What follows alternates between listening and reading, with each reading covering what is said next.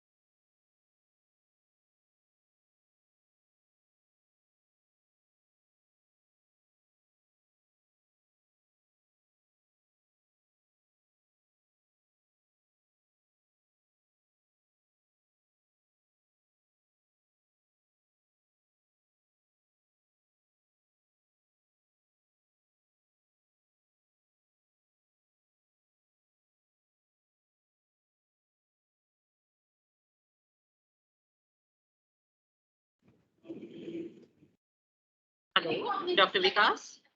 Hello, हाँ जी जी ma'am. जी करें start. Okay. हाँ मैम, मैं तो रेडी हूँ मैम। अब डॉक्टर पूजा रेडी, उनसे पूछ लीजिए। डॉक्टर पूजा मैम, शुरू करें? जी डॉक्टर जी। जी सर। मैम काइंडली अपना वीडियो ऑन कर दीजिए, है ना? जी सर। हाँ, now thank you. Visible.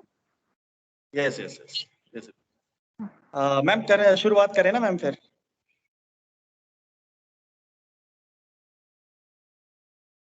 Okay. Very good morning to everyone. I'm Dr. Vikas Bharmoria, and I'm working as Associate Professor in the Department of Shalya Tantra here in Shrimati Urmila Devi Ayurvedic College, Hoshiarpur. I, on behalf of our institute, welcome you all once again in this third series of National Webinar Series, Ayush Vibodhini 2021.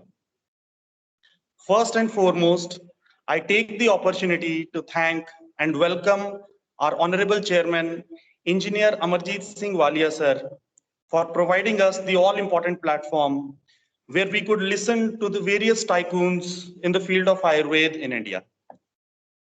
I would like to welcome our respected principal, Dr. Minakshi Nath ma'am, our worthy vice principal, Dr. Mridu ma'am, and our resource person for the event, Dr. Deepika Bhandari ma'am.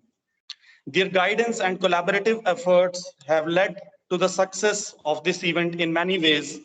Thank you, ma'am.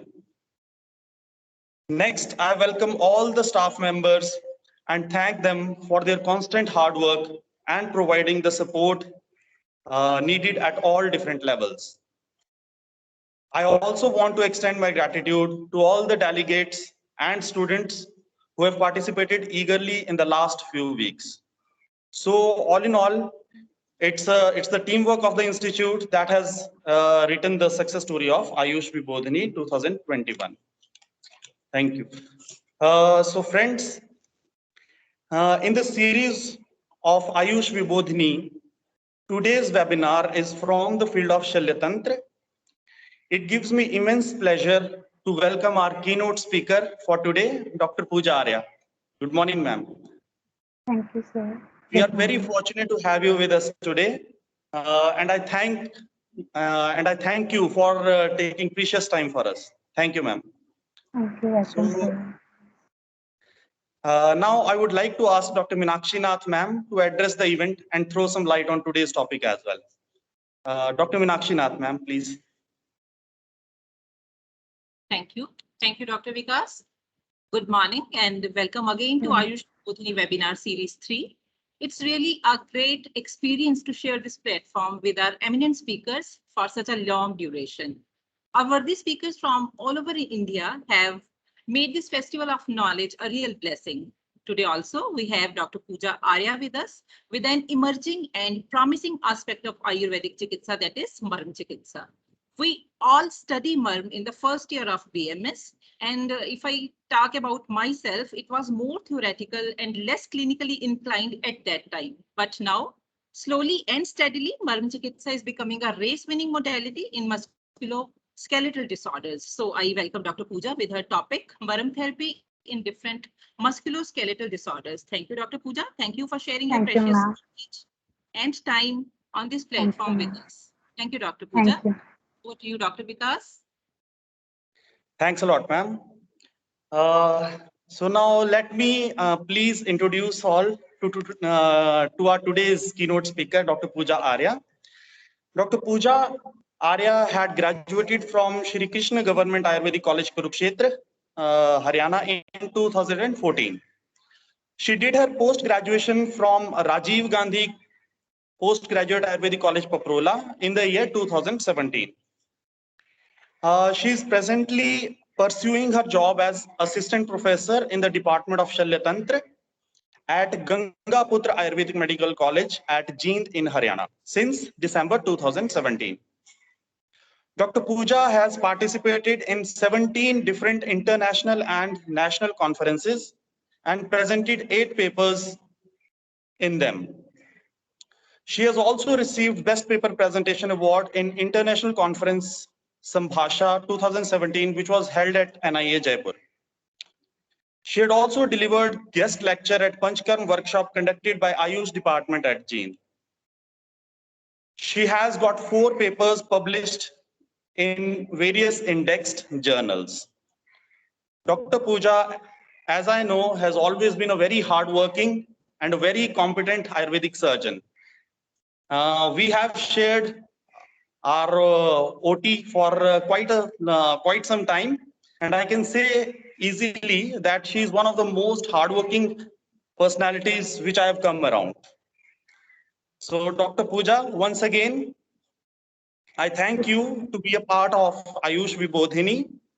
And I guess today's session on Marm therapy in different musculoskeletal disorders, that will be very helpful to all, especially the budding Ayurvedic physicians, which they can utilize in future in their OPD practice. Thanks. So I would now request Dr. Pooja Arya to kindly start the session. Thank you, ma'am. Thank you, doctor. Thank you, sir. Thank you so much. A very good morning to respected Chairman, sir, Principal, ma'am, Dr. Meenakshi Nath, ma'am, and my supermost senior, Dr. Vikas Pamoria, sir, and dear students. First of all, I would like to congratulate management of Srimati Urmila Devi Ayurvedic College of Medical Science and Hospital for organizing such a wonderful event in the form of Ayush Vibodhini, which is a need of our. It's really a matter of pride and pleasure for me for being the part of such a great event, and so I'm extremely thankful to management teams, principal ma'am, and especially to the Dr. Vikas Bhamoria doctor. Today I'm going to present my webinar on topic of myrmotherapy in different musculoskeletal disorder. In this webinar, we will discuss mainly 3 topics.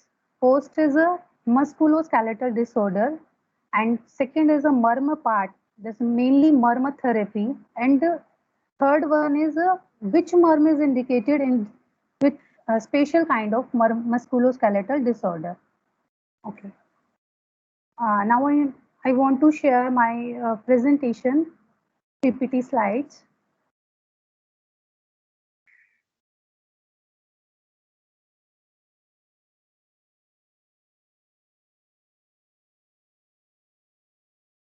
Dr. Vikas sir.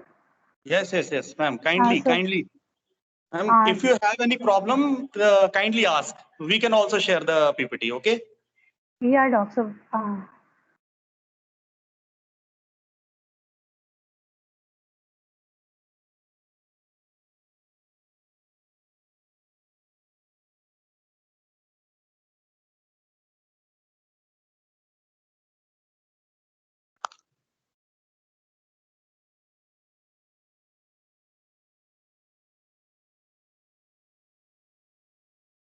It is visible. No, ma'am. अभी तो नहीं. No. So kindly you can share. I think it's Okay. not working. Okay, ma'am. Ma'am, Dr. Deepika, ma'am, can you please share the PPT? Yes, sir. Or anybody else? जी sir बस 5 minute. Okay, ma'am. Thank you.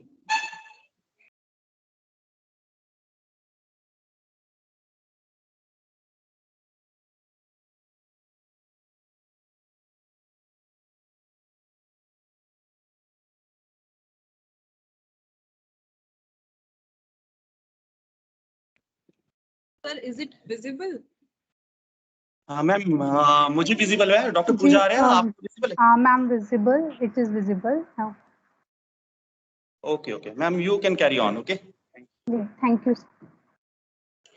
Om Dhanvantari Namah. Next slide. Next slide, please. Next slide. तो first है मर्मर जो topic का first part है that is musculoskeletal disorder. What we are mean for musculoskeletal disorder. Musculoskeletal disorder, this includes disease of bones, muscles, tendons, ligaments, and any other soft tissue. And what is skeleton? It is a bony framework of our body. And muscle is a body tissue consisting of long cells that contract when stimulated and produce motion. Tendons at the end of muscle is connected to cartilage by strong rounded fibrous tissue, and ligament is a tough fibrous band of connective tissue which attach the bone to bone. And soft tissue include fat, blood vessels, lymph vessels, and nerve.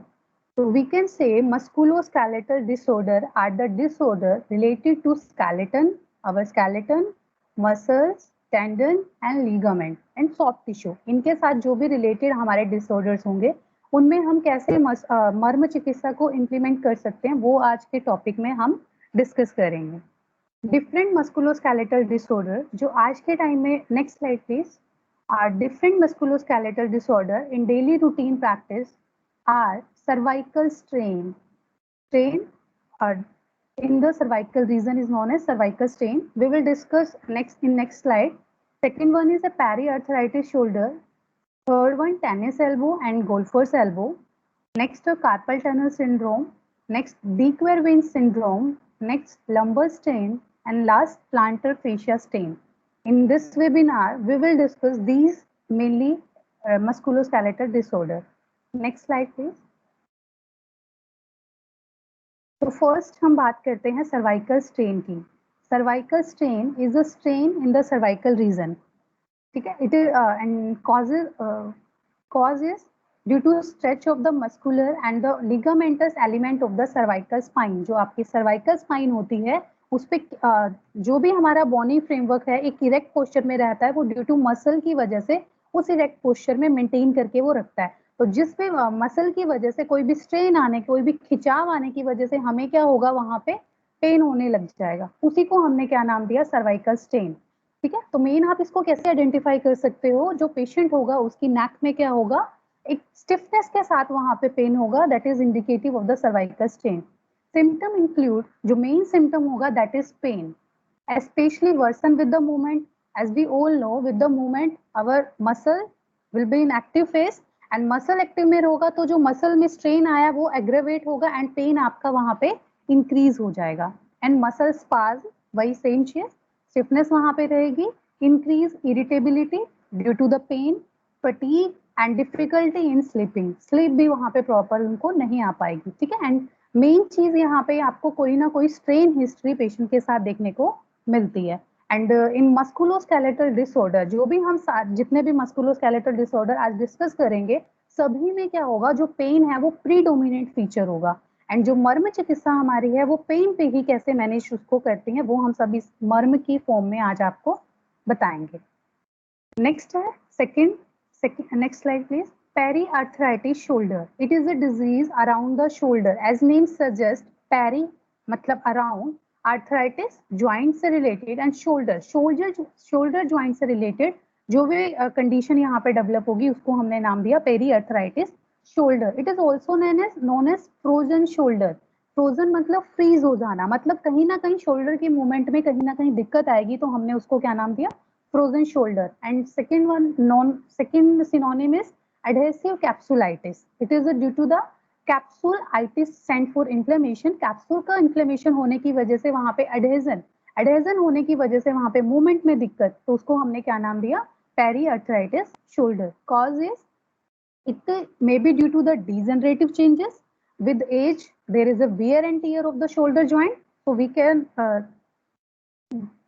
can consider periarthritis as a shoulder periarthritis as a degenerative disorder. And next, it may be due to the inflammatory changes, which is due to the any infection and any inflammation due to any sudden wear and tear in shoulder joint. In this case, two main clinical features, first is the pain and second is the difficulty in the movement of the shoulder joint. Of course, किसी को patient को pen होगा तो उसका protective mechanism क्या होता है, हम उसको रेस्ट, हमारी बॉडी उसको रेस्ट पे रखती है. रेस्ट की वजह से क्या होगा, मसल में ज्यादा स्टिफनेस आ जाएगी और क्या होगा, जो मूवमेंट है उसमें डिफिकल्टी आपको वहां पे देखने को मिलेगी. तो second disorder is a periarthritis shoulder. Next slide please. Next is a tennis elbow.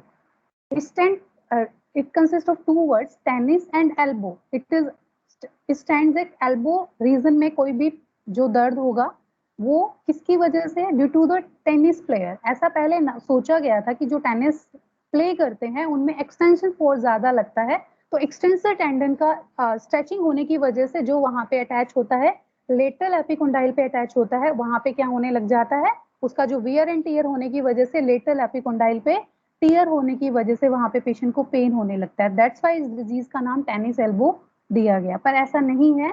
Tennis players के साथ साथ जितने भी वर्क हैं, हाउस होल्ड वर्क हैं हमारे, जितने भी जिसमें एक्सटेंसर टेंडन्स का सबसे ज्यादा यूज होता है, उसकी वजह से वियर एंड टेयर होने की वजह से टेंडन की जो अटैचमेंट है लेटरल एपिकोंडाइल पे वो क्या हो जाती है, इन्फ्लेम्ड हो जाती है या फिर डिजेनरेटिव चेंजेस आ जाते हैं. दोनों की वजह से क्या होने लग जाता है, पेशेंट को एल्बो रीजन पे पेन होने लग जाता है, जिसको हमने नाम दिया टेनिस एल्बो. तो it is due to the damage of common extensor tendon, चाहे वो टेनिस की वजह से है, चाहे कोई भी हाउस होल्ड एक्टिविटी की वजह से है, वो सभी में क्या होगा, लेटरल एपिकोंडाइल पे जो अटैचमेंट है टेंडन की, कौन से टेंडन की, एक्सटेंसर टेंडन्स की, वहां पे क्या होने लग जाएगा, पेशेंट को पेन होने लग जाएगा. And patient present with the tennis elbow. And main feature is the pain in that elbow region, specially during the certain activity. For diagnostic point of view, we will strain the extensor tendon and उस extensor tendon के more strain होने की वजह से pen क्या होगा, aggravate हो जाएगा. और हमें उसी पेन को क्या करना है, बैलेंस फॉर्म में करना है इन the form of Marma therapy. Next slide please. Next is the golfer's elbow. In this elbow में ही पेन होगा, लेकिन कौन से गोल्फर्स, गोल्फ जो खेलते हैं उनमें, गोल्फ में देखा गया है कि जो फ्लेक्सर टेंडन्स होते हैं वो ज्यादा इन्वॉल्व होते हैं. तो जो फ्लेक्सर टेंडन्स होते हैं, एज एनाटॉमी में हमने पढ़ा है कि जो फ्लेक्सर टेंडन्स होते हैं वो आपके मीडियल एपिकोंडाइल पे अटैच होते हैं, और जो एक्सटेंसर टेंडन्स होते हैं वो आपके लेटरल एपिकोंडाइल पे अटैच होते हैं. तो जो टेनिस एल्बो है जिसमें एक्सटेंसर टेंडन्स की इन्वॉल्वमेंट है, वहां पे पेन आपको लेटरल एपिकोंडाइल पे मिलेगा of the humerus, and golfer's elbow में कौन से टेंडन्स इन्वॉल्व है, फ्लेक्सर टेंडन्स इन्वॉल्व है, तो वहां पे आपको मीडियल कॉन्डाइल पे क्या होगा, एपिकॉन्डाइल पे आपको पेन वहां पे देखने को मिलता है। एंड सेम चीज है कि जरूरी नहीं है कि ये जो गोल्फर्स एल्बो है ये गोल्फ के साथ ही एसोसिएटेड हो, कोई भी एक्टिविटी जिसमें आपका फ्लेक्सर टेंडन ज्यादा यूज हो रहे हैं उसमें ये सब में due to the repeated trauma and the inflammation there is a inflammation at the attachment और वहां पे आपको क्या होगा, पेन होगा। तो in golfer's elbow in this condition pain is the main complaint at the medial epicondyle of the humerus which is the origination of the common flexor tendon. Next slide please. Next is the carpal tunnel syndrome. As the name suggests, carpal tunnel, carpals bone जहाँ पे होती है wrist में है, wrist की pathology है tunnel, वहां पे टनल होता है, उसके अंदर क्या हो जाता है, इन्फ्लेमेशन या किसी भी वजह से वहां पे स्वेलिंग होने की वजह से जो मीडियन नर्व होती है वो कंप्रेस होने लगती है। एंड नर्व का तो काम ही क्या है, सेंसेशन को कैरी करना, तो नर्व कहीं ना कहीं इरिटेट होगी या फिर कहीं ना कहीं उसको कंप्रेशन फील होगा, तो वहां पे पेशेंट को क्या होगा, पेन फील होगा। तो पेशेंट को यहाँ पे पेन मेनली रिस्ट और रिस्ट से आगे हैंड में यहाँ पे पेन आपको देखने को मिलता है। तो carpal tunnel syndrome is a condition in which median nerve is compressed at the wrist region as it passes through the carpal tunnel, जो टनल है वहां से वो निकल रही है। And carpal tunnel as you all know the space between the carpal bone posterior and the flexor retinaculum anteriorly, उसके anterior में flexor retinaculum होता है, बीच में कार्पल टनल होगा और साइड उसके पीछे क्या होगा, कार्पल बोन्स होंगी, ठीक है, उनके बीच में से नर्व वो पास होती है। तो किसी भी वजह से यहाँ पे ओवरस्ट्रेन की वजह से या किसी भी कारण से वहां पे प्रेशर होने की वजह से पेशेंट को pain, paraesthesia and loss of function वहां पे आपको देखने को मिलता है। Next slide please. Next is the de Quervain disease. De Quervain disease is also associated with the wrist region but is specially to the thumb and the index finger. It is a condition in which fibrous sheath containing the extensor pollicis brevis. As you all know, these are the two tendons, extensor pollicis brevis and abductor pollicis longus. ये दोनों tendon एक sheet से होके गुजरते हैं जो इधर thumb और इधर इंडेक्स में जाते हैं, और उनकी वजह जो उनकी टेंडन की शीट होती है उनमें इन्फ्लेमेशन होने की वजह से क्या हो जाता है, जो भी मूवमेंट होगा टेंडन क्या करते हैं, कैरी करते हैं कोई भी आपकी एक्टिविटी को, कोई भी बियर, वेट बियर ट्रांसफर करने के लिए, तो वहां पे वो सारे फंक्शन क्या हो जाएंगे, हैम्पर हो जाएंगे। And due to the inflammation, tendon sheath में इन्फ्लेमेशन होने की वजह से जो इन्फ्लेमेशन का साइन है dolor, that is pain, patient को वहां पे पेन फील होगा and specially in this region, ठीक है, extensor pollicis brevis and abductor pollicis longus वाले रीजन पे मेनली उसको वहां पे पेन देखने को मिलेगा। That is the lateral side of the आपका रिस्ट जॉइंट पे, वहां पे स्पेशली आपको देखने को ये मिलता है। सिम्टम इंक्लूड पेन होगा, weakness of the grip strength, आपने देखा होगा कि हम इसी से मेनली ग्रिप करते हैं, तो जो ग्रिप स्ट्रेंथ है वो भी वहां पे कम होगी। And weakness in the thumb, जो वीकनेस का मतलब है यहाँ पे मस्कुलर डिस्ट्रॉफी साथ साथ में वहां पे भी देखने को आपको मिल सकती है ड्यू टू प्रोलॉन्ग्ड इन्फ्लेमेशन, क्योंकि न्यूट्रिशन वहां पे नहीं जाएंगे, मसल्स को न्यूट्रिशन नहीं पहुंच पाएगा, तो एट लास्ट में वो भी वहां पे आपको देखने को मिल सकती है अगर प्रोग्रेसिव वो वहां पे रहे। Next slide please. नेक्स्ट अगर बात करते हैं लंबर स्ट्रेन की, तो it is a strain in the lumbar region, it is a common cause by the strain of the ligament of the vertebral column, जो भी आप वर्टिबल कॉलम होती है वो इरेक्ट पोस्चर में रहती है ड्यू टू द पैरावर्टिबल मसल्स जो होती है, एरेक्टर स्पाइनी मसल्स होती है, उन्हीं की वजह से, और उनमें स्ट्रेन आने की वजह से क्या होने लग जाता है, पेशेंट को बैक होने लग जाता है। और आज की यंग जनरेशन में कभी ना कभी हम इस बैक पेन को बहुत अपने लाइफ टाइम में कम से कम एक बार तो हमेशा एक्सपीरियंस इसको करते ही करते हैं। Symptom include pain and inability to bend forward, हम झुकने के अनेबल हो जाते हैं, हम झुक नहीं पाते हैं क्योंकि वहां पे हमें सीवियर पेन होता है, क्योंकि वो एक्टिविटी क्या करती है, स्ट्रेन करती है अगेन जो आपकी इरेक्टर स्पाइनी मसल्स हैं, लिगामेंट्स हैं, उन सबको क्या करती है, फर्दर स्ट्रेन करेगी। तो जो स्ट्रेन वाला एरिया है उस पर फर्दर स्ट्रेन होगा तो पेन क्या होगा, एग्रेवेट होगा एंड मसल स्टिफनेस होने की वजह से वहां पे इनएबिलिटी टू बेंड फॉरवर्ड वहां पे आपको देखने को मिलेगा। If it will involve the nerve, they may be radiating pain, क्योंकि नर्व जो होती हैं वो रेडिएटिंग वहीं से निकलती हैं, वर्टिबल जो नर्व्स होती हैं वो वहीं से निकलेंगी, तो it may radiate to the lower limb, but mainly in strain, this is an acute condition, so it in strain there will be pain in the back region and especially in the lumbar region. Next slide, please.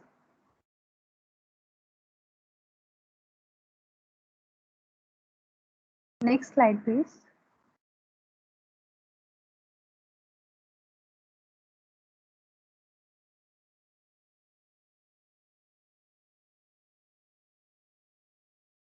Next is a plantar fascia strain.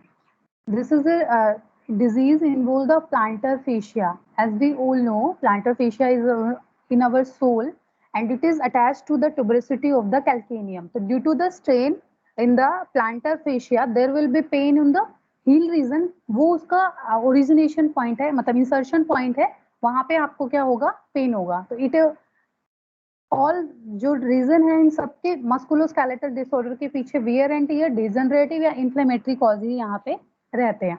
तो it occurs from the inflammation of the plantar aponeurosis at its attachment on the tuberosity of the calcaneum. यहाँ पे ये point आपको दिख रहा होगा जहाँ पे प्लांटर फेशिया अटैच है रेड कलर का, वहां पे आपको स्पेशली उसी पॉइंट पे जो आपका मीडियल साइड होगा हील का, वहां पे आपको सीवियर पेन आपको देखने को मिलता है. तो इस तरह से आप इसका डायग्नोज वहां पे कर सकते हैं. Pain is the first complaint in the early morning and gradually improves with the activity. First जब वो बेड से उठेगा तब वहाँ पे पेशेंट को बहुत सीवियर पेन होता है, क्योंकि हम सभी जानते हैं रात को हम रेस्टिंग फेज में रहते हैं, तो जो हमारी मसल्स है वो भी सब रेस्टिंग फेज में रहती है. तो एकदम से जब उसको हम प्रोवोक करते हैं तो क्या होगा, एक सीवियर पेन होगा. जैसे जैसे पूरा डे पास होगा धीरे धीरे एक्टिविटी में आएगा तो वो पेन धीरे धीरे वहाँ पे सबसाइड वहाँ पे हो जाता है. Next slide, please.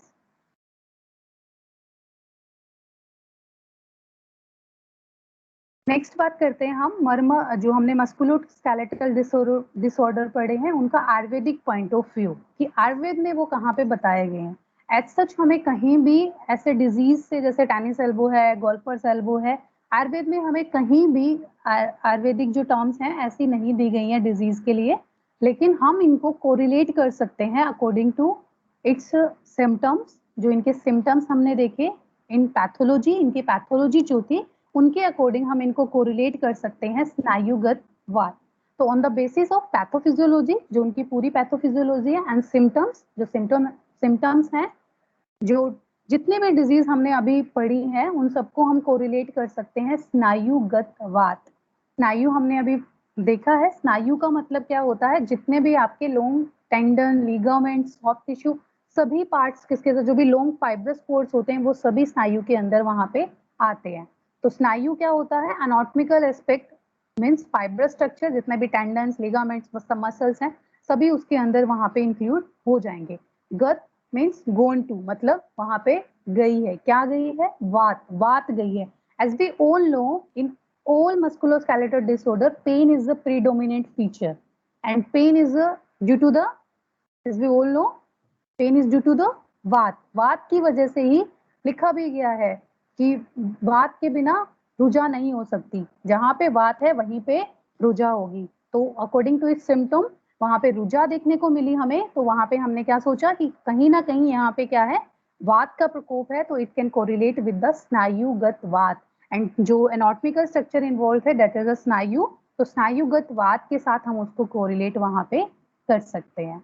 नेक्स्ट बात करते हैं हम इसकी पैथोफिजियोलॉजी की, कि अकॉर्डिंग टू आयुर्वेद हम कैसे इसको फुलफिल कर सकते हैं. Next slide please. Next slide please. तो फर्स्ट ऑफ ऑल जैसे हमने कॉजेस की बात की थी, ऐसे निदान की बात आती है. तो जैसे हमने बोला कि ऐसी कोई डिजीज आयुर्वेद में नहीं बताई गई है, तो हमने उसको स्नायुगत वात के साथ ही कोरिलेट किया गया है. एंड स्नायुगत वात के भी कोई अलग से कारण नहीं बताए गए हैं, जो सिंपल हमारे वात प्रकोपक कारण है वही यहाँ पे आपके निदान में बताए गए हैं. तो सबसे पहले बात करते हैं जो इसके निदान है, उनको 4 क्लासेस में डिवाइड किया गया है. फर्स्ट इज आहारज निदान, सेकेंड इज विहारज निदान, third is Manas and fourth one is आगंतुक निदान. जो नॉर्मल आपके वात के प्रकोपक निदान है वही इसमें निदान बताए गए हैं. तो आहार के अंदर अति रुक्ष आहारपान, आहार, अति शीत, अति अल्प, अति लघु और अभोजन, सभी आपको पता है कि ये सारे वात प्रकोपक कारण है. तो वही वात वहां पे प्रिडोमिनेटली क्या हो जाएगी, प्रकोपित होकर, और वो स्पेशली कहाँ पे लूज होगी, स्नायु में, तो उसको हम बोलेंगे स्नायुगत वात। नेक्स्ट बात करते हैं विहारश की, तो अति जागरण, दिवा स्वप्न, अति व्यायाम, अति व्यवाय एंड वेग संधारण, all are contribute to the vata प्रकोपक। नेक्स्ट है मानस, अति चिंता, अति शोक, अति क्रोध, अति भय, ये भी सब क्या करते हैं, वात का प्रकोप वहां पे करते हैं। नेक्स्ट सबसे इंपॉर्टेंट हम आते हैं आगंतुज, तो इसके अंदर फर्स्ट ही यहाँ पे है मर्म आघाता। मर्म घाता स्टैंड फॉर आघात टू द मर्म, कि मर्म को आघात होने की वजह से वहां पे क्या होता है, वात का प्रकोप बताया गया है। आप सभी को पता है फर्स्ट ईयर में हमें पढ़ते हैं मर्म किसका स्थान होता है, सत्व रजतम वात पित्त कफ, सभी का स्थान क्या माना गया है, वात वो मर्म माना गया है।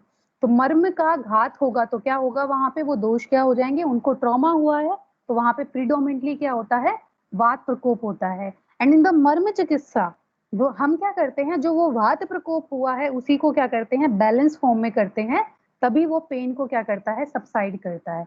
एज वी ऑल नो वात कैसे काम करता, वात अगर बैलेंस फॉर्म में आ जाएगा तो उसके अलावा जो दो दोष हैं, पित्त एंड कफ, इन्फ्लेमेशन के केस में आप पित्त को कोरिलेट कर सकते हो, एंड डिजनरेटिव चेंज में तो वैसे ही वात काम करेगा। And kapha contribute to the संग पैथोलॉजी, कि वहां पे क्या हो जाता है, संग बन जाता है, कफ क्या करता है, ब्लॉक कर देता है इसको, न्यूट्रिएंट चैनल्स को, तो वहां पे आपका जो न्यूट्रिशन है वो वहां पे टिश्यू को नहीं पहुंच पाता, तो जो वियर एंड टीयर हुआ है उसका रिपेयर नहीं हो पाता, रिपेयर नहीं हो पाएगा तो पेशेंट को कॉन्स्टेंट वहां पे पेन रहेगा।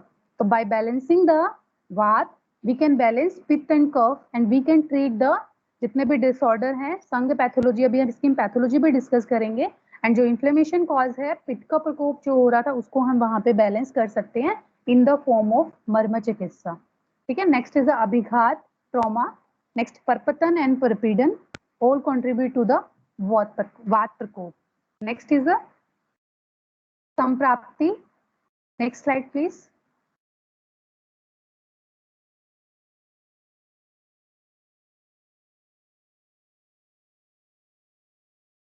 संप्राप्ति includes first of all vata prakopaka निदान जो हमने अभी देखे, आहार विहार और जो मानस एंड आगंतुक, जो 4 टाइप के निदान हमने, जो सामान्य वात प्रकोपक कारण है वहां से हमने ली गई।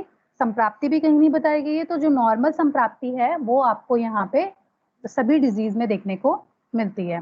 तो वात प्रकोपक जो भी निदान हम करेंगे all leads to the vata प्रकोप। वात प्रकोप विल प्रोपेगेट, जो वात प्रकोप हुआ है that will propagate to the kshayavigunya, जहाँ पे भी उनको खाली स्थान मिलेगा, एंड जो भी डिजीज पहले से ही जहाँ पे एक्यूमुलेशन होने के चांसेस हैं वहां पे जाके क्या हो जाएगा, वो वात वहां पे लॉस्ड हो जाएगा। तो लोकलाइजेशन ऑफ प्रकोपित वात इन द स्नायु, हम यहाँ पे डिजीज पढ़ रहे हैं स्नायु से रिलेटेड, तो कहाँ पे लॉस हो जाएगा, वो स्नायु में लॉस हो जाएगा। एंड दे विल बी रचनात्मक एंड क्रियात्मक।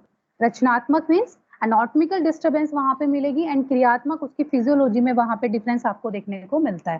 ठीक है, एनाटॉमिकल चेंजेस में क्या देखने को मिलेगा, जो उसका अटैचमेंट है, मान लो टेनिस एल्बो है, उसका जो अटैचमेंट है वहां पे जो माइक्रोफाइबर्स हैं टेंडन्स के, वहां पे अगर हम स्टडी करें तो वहां पे there is will be wear and tear, वहां पे आपको छोटे छोटे माइक्रो टीयर्स आपको दिखाई देंगे। ठीक है, ड्यू टू डिजनरेटिव इन्फ्लेमेशन में भी वो स्लाइटली स्वेलिंग, वो सब आप वहां पे देख सकते हैं। क्रियात्मक विकृति मीन्स आप पेन पेशेंट को रहेगा तो पेन उसका जो कार्य है, जैसे उसका कार्य टेनिस एल्बो में हम करें, एक्सटेंसर टेंडन्स इन्वॉल्व हैं, तो एक्सटेंसर टेंडन का क्या काम है, वो क्या करते हैं, जितने भी एक्सटेंसर टेंडन की इन्वॉल्वमेंट एक्टिविटी है, डोर नोब को वो करना है, टी को पोल करना है, कोई भी चीज है जिसमें एक्सटेंसर टेंडन्स आपके इन्वॉल्व हो पा रहे हैं, उन सब एक्टिविटीज में क्या होगी, दिक्कत होगी। तो वहां पे रचनात्मक एंड क्रियात्मक विकृति आपको देखने को मिलती है। एंड जो सिम्टम्स हैं, व्यक्तावस्था में जो सिम्टम आपको देखने को मिलेंगे, दीज आर द स्तंभ, कंप, शूल एंड आक्षेपण। ये हमारे आचार्य सुश्रुत ने ਉਹਨੇ ਤੁਹਾਡੀ ਕਾਲ ਹੋਲਡ ਤੇ ਰੱਖੀ ਹੈ, ਕਿਰਪਾ ਕਰਕੇ ਲਾਈਨ ਤੇ ਬਣੇ ਰਹੋ। person you are speaking with has put your call on hold. Sorry.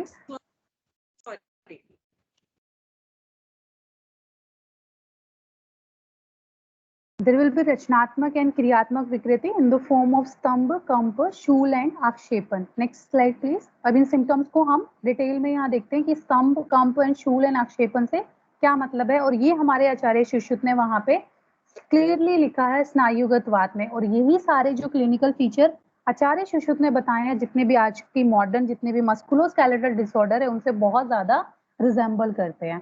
तो according to Acharya Sushruta the symptoms are shoola. Shoola is the chief symptom of the prakopita vata, क्योंकि वात के बिना रुजा नहीं हो सकती, ठीक है। स्तंभ, स्तंभ मीन्स द इमोबिलिटी। इमोबिलिटी जैसे वो मोबाइल फॉर्म में नहीं हो पाएगा। Loss of flexion and the other movement, जो भी उस टेंडन की उस मसल की जो भी उसकी इन्वॉल्वमेंट है वो वहां पे इन्वॉल्व, जो एक्टिविटी है वो वहां पे परफॉर्म नहीं हो पाएगी। नेक्स्ट इज द कंप। कंप is the different types of tremors. तो जो वात प्रोवोक्ड वात होती है तो वो क्या करती है, रिजल्ट करती है कंप को। तो different type of tremors, and इसको हम बोल सकते हैं कि बहुत सारी डिफरेंट एक्टिविटीज डिफरेंट स्टिमुलेशन की वजह से वहां पे एक्सेस फॉर्म में वात का होने की वजह से वहां पे आपको कंप देखने को मिल सकता है, ठीक है। डिग्रीज ग्रिप स्ट्रेंथ, ये सब इसी के अंदर मॉडर्न के रिजेंबल वहां पे करते हैं। नेक्स्ट इज आक्षेप। आक्षेप दैट इज द कन्वर्जन। वही सेम चीज है कि वहां पे आक्षेपण आपको देखने को मिलेगा। पेशेंट को इनवॉलेंट्री वहां पे आक्षेप कन्वर्जन की फॉर्म में पेशेंट को उस पार्ट, स्पेशली उस पार्ट का जहां पे उस पार्ट का टेंडन इन्वॉल्व है वहां पे आपको देखने को मिलता है। Next slide please. नेक्स्ट बात करते हैं ट्रीटमेंट की। अकॉर्डिंग टू आचार्य सुश्रुत ने मेनली स्नायुगत वात में, हाँ जी, excuse me, I am audible? Yes, ma'am. Yes, ma'am. You are audible. Okay, can I continue sir? जी मैम, करिए, कंटिन्यू करिए। ठीक है। Next is the treatment. Treatment में हमारे आचार्य सुश्रुत ने यहाँ पे 5 चीजें बताई हैं। First is a snehana. Snehana as we all know, oleation. स्नेहन में क्या होता है, हम कोई भी ऑयल लेते हैं, वात शामक ऑयल लेंगे तो सबसे बेस्ट है। क्या करते हैं हम, एक प्रकार का उसका स्नेहन करते हैं। स्नेहन आप सबको पता है कि क्या है, वात शामक का सबसे अच्छा तरीका है। क्या करता है, वात को शमन करेगा। तो with the help of snehana we can control the vata, वात को हम वहां पे कंट्रोल कर सकते हैं। Next is upanaha. Upanaha that is the poultice. वहां पे हम कोई भी लेप लेंगे और उसको पुलटिस की फॉर्म में क्या करते हैं, वहां पे प्लेस करते हैं। Also it is a vata reducing action.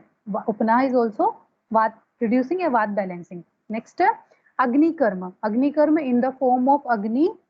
क्या करते हैं हम, अग्नि को वहां पे हम क्या करते हैं, कर्म करते हैं अग्नि से। तो अग्नि क्या होती है, अग्नि इज अ फॉर्म ऑफ उष्णता। तो उष्णता क्या करती है, जो वो संघ हुआ है उस संघ को क्या करती है, लिक्विफाई करके उसको बैलेंस करती है। और वो जो जितना भी संघ हो गया है उसको क्या कर देती है, उन चैनल्स को क्या कर देती है, खोल देती है। उन चैनल्स को खोल देने की वजह से वहां पे न्यूट्रिशन प्रॉपर जाएगा। तो थोड़ा बहुत जो वियर एंड टीयर कहीं भी हो रहा होगा वहां पे प्रॉपर न्यूट्रिशन मिलने की वजह से क्या हो जाएगा, वो प्रॉपर हील हो जाएगा। और हील हो जाएगा तो पेशेंट का जो मेन क्लिनिकल फीचर जो पेन था उससे वो फ्री हो जाएगा। तो अग्निकर्म इस फॉर्म में वहां पे काम वहां पे करता है। नेक्स्ट इज अ बंधन। बंधन इन द फॉर्म ऑफ बैंडेजिंग। तो बैंडेजिंग क्या करेगा, जो भी आपके जैसे मान लो टेनिस एल्बो है, उसमें क्या है, एक्सटेंसर टेंडेंस इन्वॉल्व है। तो हम क्या करते हैं वहां पे, tennis elbow support in the form of bandaging हम उसको बोलते हैं कि पेशेंट टेनिस एल्बो सपोर्ट को यूज करे। उससे क्या होगा, जो भी मसल का जो वियर एंड टीयर है, अब जो हमने बैंडेजिंग किया है उसकी वजह से इतना ज्यादा रेफर नहीं हो पाएगा लेटरल एपिकोंडाइल पे। तो कहीं ना कहीं वो क्या करेगा, उसका जो वियर एंड टीयर जो डायरेक्ट आपका इस यहाँ काम करने की वजह से लेटरल एपिकोंडाइल पे जो रेफर हो रहा था वो वहां पे रेफर नहीं हो पाएगा। तो जो वियर एंड टीयर है वो रिस्पेक्टिव क्या होगा, वहां पे कम होगा। वियर एंड टीयर कम होगा तो जो उसको पेन एग्रेवेट हो रहा था, जैसे हमने डायग्नोस्टिक पर्पज से यूज किया कि हम उसको कोई भी उस टेंडन की इन्वॉल्वमेंट वाली एक्टिविटी बताएंगे तो वहां पे पेन एग्रेवेट हो जाएगा। तो हमने क्या किया, उसकी एक्टिविटी को वहां पे रेस्ट करने को दिया और वहां पे उसकी एक्टिविटी को हमने रोक दिया, या फिर उस फोर्स है वो आगे ट्रांसफर ना हो। दैट्स वाई हमने वहां पे टेनिस एल्बो सपोर्ट का यूज किया। एंड लास्ट आता है सबसे जो मर्म चिकित्सा से कोरिलेट करता है, that is unmardana. That is a massage therapy. मर्दन करना, डीप मसाज थेरेपी। एंड वही हमारा जो है इन्वॉल्व होता है मर्म चिकित्सा में। तो in the form of unmardana we can use marma therapy in different musculoskeletal disorder. इसका हमने पहले ही देखा है, मर्म क्या करता है, मर्म किसका स्थान है, वात पित्त कफ सत्व रजतम प्राण सभी यहाँ पे रहते हैं और उनको हम balance in the form of deep massage हम क्या करते हैं, वात को बैलेंस फॉर्म में करते हैं। एंड वात को बैलेंस फॉर्म में कर दिया तो जितने भी दोष, जो मेन दोष हैं पित्त एंड कफ, तीन त्रिदोष ही है और इसमें तो मेन दोष ही वात इन्वॉल्व है। अगर पित्त और कफ की वजह से, चाहे इन्फ्लेमेशन की वजह से पित्त या फिर संघ पैथोलॉजी की वजह से कफ वहां पे एक्यूमुलेट हुआ है, तो हम क्या कर देंगे, वात की फॉर्म में उसको बैलेंस फॉर्म में करके उसको क्या कर सकते हैं, ट्रीट कर सकते हैं इन सब डिजीजेस को। तो मेरा आज का टॉपिक यही है, मर्म चिकित्सा इन डिफरेंट मस्कुलोस्केलेटल डिसऑर्डर। तो यहाँ पे फर्स्ट पार्ट खत्म होता है मस्कुलोस्केलेटल डिसऑर्डर। नेक्स्ट रहता है मर्म थेरेपी। मर्म के बारे में जो हमने है फर्स्ट ईयर में हमने पढ़ चुके हैं, मर्म कितने होते हैं, कितने प्रकार के होते हैं। यहाँ पे हम बात करेंगे, ज्यादा टाइम नहीं लेंगे, यहाँ पे सिर्फ इतनी बात करेंगे कौन कौन से मर्म स्टिमुलेशन आपको करना चाहिए डिफरेंट मस्कुलोस्केलेटल डिसऑर्डर में। तो नेक्स्ट आता है मर्म point stimulation. Next slide please. Next,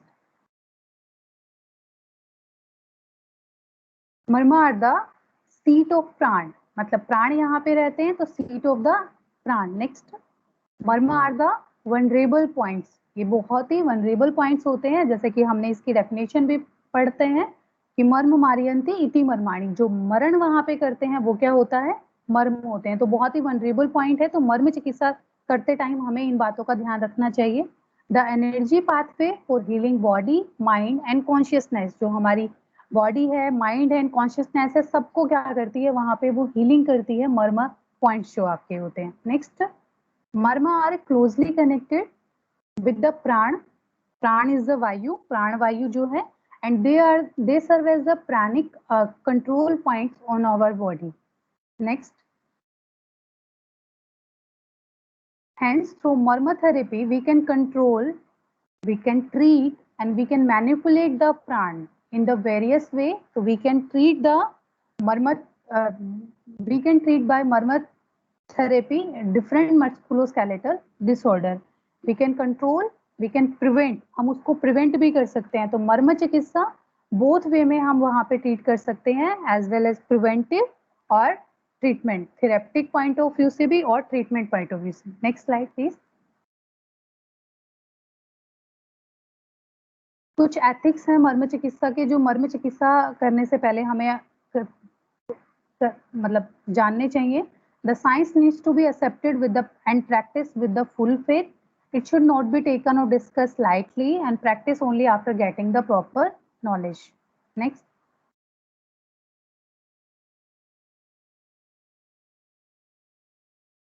These are the general rules. First rule is regard the body of the patient. Next, regard the body of the patient as your own and his life is on your, is your, next slide. Regard the body of the patient as your own and his life as your own life. Next, finger nails should be cut in both hands, क्योंकि finger nails जो होते हैं वो sharp होते हैं and वो आपको trauma कर सकते हैं मर्म को, और वो आप मर्म को ट्रीट करने की बजाय मर्म अभिघात कर देंगे। एंड मर्म अभिघात जो क्या है, कॉज है सभी स्नायुगत वात डिसऑर्डर्स का, तो उसको आप प्रोवोक कर दोगे। तो finger nail should be cut, no marma point should be touch with the nail again. Next, do not talk to other while rendering the marma therapy. Marma treatment as हमने पहले बताया कि ये प्राण वायु के साथ कोरिलेट है, कहीं ना कहीं माइंड कॉन्शियसनेस इन सब का भी कोरिलेशन इसके साथ है। तो अगर हम किसी के साथ बात करते हैं तो हमारी एनर्जी जो है, जो एनर्जी पाथवे है, जो हीलिंग का मैकेनिज्म है, वो एनर्जी पाथवे की फॉर्म में है। अगर हम किसी से बात करते हैं तो जो हमारी एनर्जी है वो किधर ट्रांसफर हो जाएगी, उधर हो जाएगी, और इधर हम अपनी पूरी एनर्जी ट्रांसफर पेशेंट को नहीं कर पाएंगे, तो जो मर्म थेरेपी है वो सक्सेसफुल वहां पे नहीं रहती है। तो स्पेशली बताया गया है, do not talk to other while rendering the marma treatment. Make the patient sit और lie down during the marma therapy. Patient को ऑलवेज कंफर्टेबल पोजीशन में वहां पे सिट करना है, क्योंकि we were treating with the prana, and prana ही वहां पे जब स्टेबल फॉर्म में रहेंगे तभी हम वो मर्म चिकित्सा को रेंडर वहां पे कर पाएंगे। It is better to remove cloth during the marma therapy but can be done except hand. No other object is used to stimulate the मर्म point.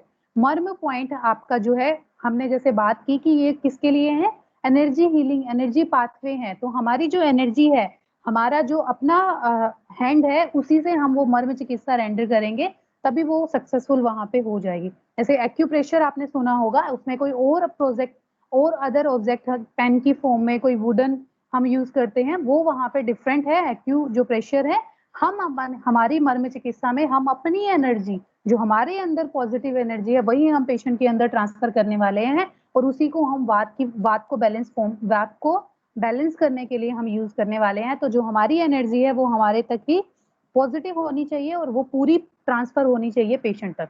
तो इसीलिए स्पेशली बताया गया है, except hand no other object is used to stimulate marma points. Next slide please. मर्म therapy एक बहुत important question बनता है कि नॉर्मली हम सबके माइंड में आता है कि मर्म थेरेपी कैसे हार्मोनी में काम करेगी अदर ट्रीटमेंट की। अदर ट्रीटमेंट जो हम कंटिन्यू कर रहे हैं वो हमें कंटिन्यू करना चाहिए कि नहीं करना चाहिए। तो इसके लिए स्पेशली बताया गया है कि मर्म therapy works in harmony with the other form of the treatment and their application.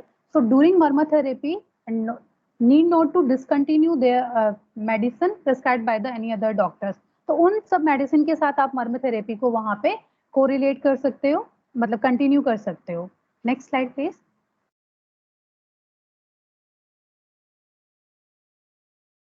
Next after next जो क्वेश्चन बनता है दैट इज पथ्य अपथ्य। तो डाइटरी रिस्ट्रिक्शंस क्या लेना चाहिए क्या नहीं लेना चाहिए, तो अलग से मर्म थेरेपी के लिए कोई डाइटरी रिस्ट्रिक्शंस नहीं है। जो उस डिजीज का डाइटरी रिस्ट्रिक्शंस है दैट इज वात प्रकोपक जो आहार है उनको हमने अवॉइड करना है, एंड सेम वात प्रकोपक जो विहार है उनको हमने वहां पे अवॉइड करना है। जो भी कॉज है उसको वहां पे आपने डूज एंड डोंट पेशेंट को वहां पे बताना है। Next slide. नेक्स्ट स्लाइड आती नेक्स्ट जो बात आती है दैट इज द प्रेशर। कितना प्रेशर वहां पे अप्लाई करना है, क्योंकि डीप मर्दन डीप मसाज आपने वहां पे करना है, तो कितना प्रेशर वहां पे आपने अप्लाई करना है, तो it depends upon the age and the body condition of the patient.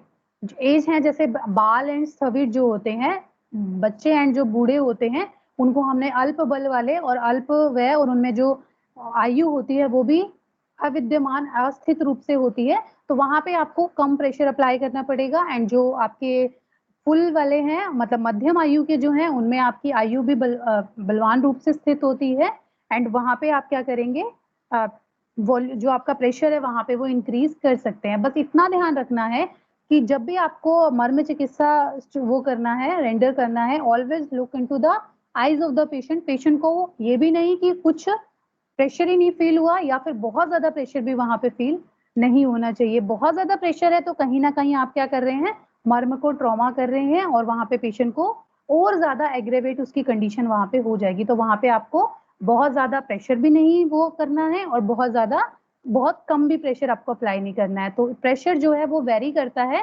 Patient to patient. Next है बॉडी कंडीशन। अगर वही कृश और स्थूल है तो कृष में क्या होगा, वही कम है तो ज्यादा डीप जाने की जरूरत नहीं है, वहां पे आप थोड़ा सुपरफिशियल और कम फोर्स वहां पे अप्लाई कर सकते हो। एंड जो स्थूल पेशेंट है वहां पे आपको क्या करना पड़ेगा, deep pressure with more amount के साथ वहां पे प्रेशर अप्लाई आपको करना पड़ेगा। तो प्रेशर वेरी करता है age and the body condition of the patient के साथ। Next slide please. नेक्स्ट बात करते हैं general rules for administering marma therapy. Finger count management, ये बहुत ज्यादा इंपॉर्टेंट है। जैसे हमारे आयुर्वेद में बताया गया है, एक आणी मर्म का एग्जांपल लेते हैं। आणी मर्म बताया गया है शाखागत मर्म में, ऊर्ध्व शाखा में भी है और अधो शाखा में भी है, मतलब अपर लिम्ब में भी है और लोअर लिम्ब में भी है। तो वहां पे बताया गया है आणी मर्म के लिए स्पेशली लाइन आई है, त्रय अंगुल मानो, 3 अंगुल ऊपर माना गया है जो आपका जानु संधि है। जानु संधि that is the knee joint. Knee joint से 3 अंगुल ऊपर, तो 3 अंगुल से आप क्या समझेंगे कितना अंगुल ऊपर वहां पे लेना है, तो उसके लिए फिंगर काउंट मैकेनिज्म यहाँ पे बताया गया है।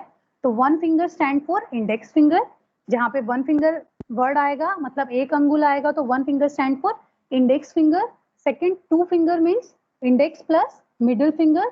3 fingers count mean index middle plus ring finger, and 4 finger count means all 4 fingers. वो उसके लिए फिंगर काउंट। जैसे आने के लिए आया है त्रय अंगुल मानो, मतलब 3 अंगुल ऊपर, तो हम कौन कौन सी फिंगर्स काउंट करेंगे, index middle and the ring finger. इतना वहां पे आप पैरामीटर लेंगे, और उससे ऊपर क्या होगा आपका, जैसे जानु संधि यहाँ है तो उसके 3 अंगुल ऊपर क्या होगा आपका आणी मर्म वहां पे स्थित होगा। तो लोकेशन कैसे लोकेट कर पाओगे आप मर्म को, तो उसके लिए फिंगर मैनेजमेंट आपको आना चाहिए, ठीक है। And whose fingers, it will be finger of the patient, क्योंकि जो उसका बॉडी कॉन्स्टिट्यूएंट है वो उसके फिंगर्स के अकॉर्डिंग होता है। हमारा सभी का बॉडी कॉन्स्टिट्यूएंट हमारे अंगुल प्रमाण के अकॉर्डिंग बताया गया है। तो whose finger, patient finger, patient के फिंगर का वहां पे आपने क्या लेना है, मेजरमेंट लेना है और उसके अकॉर्डिंग उसकी जो मर्म पोजीशन है वो वहां पे लोकेट करनी है। दूसरा तरीका भी बताया गया है, या तो इस तरीके से आप कर सकते हो 1 फिंगर, 2 फिंगर, 3 फिंगर, 4 फिंगर, या फिर दूसरा तरीका बताया गया है कि ये सभी फिंगर्स वहां पे अलग अलग कॉन्स्टिट्यूएंट की होती हैं। तो उन्होंने क्या किया, दोनों हैंड्स की जो 4 + 4 8 फिंगर्स है उनको एक इंची टेप के माध्यम से क्या कर लिया गया, मेजर कर लिया गया। 8 फिंगर्स को क्या कर लिया गया, मेजर कर लिया गया और उसको 8 से डिवाइड कर दिया गया। पेशेंट की क्या करनी है, पूरी 8 फिंगर्स को हमने मेजर करना है और उसको डिवाइड बाय 8, क्योंकि इसमें 8 यूनिट्स हैं तो 8 से डिवाइड कर दिया। तो जो प्रमाण आएगा वो क्या करेगा, 8 फिंगर को डिनोट करेगा। तो 3 फिंगर मतलब उसको मल्टीप्लाई बाय 3 और उतना फिंगर काउंट आपने छोड़ के उस मर्म पॉइंट को वहां पे लोकेट करना है। आजकल इस तरह से भी आप प्रैक्टिस में उसको लोकेट वहां पे कर सकते हो। Next slide please.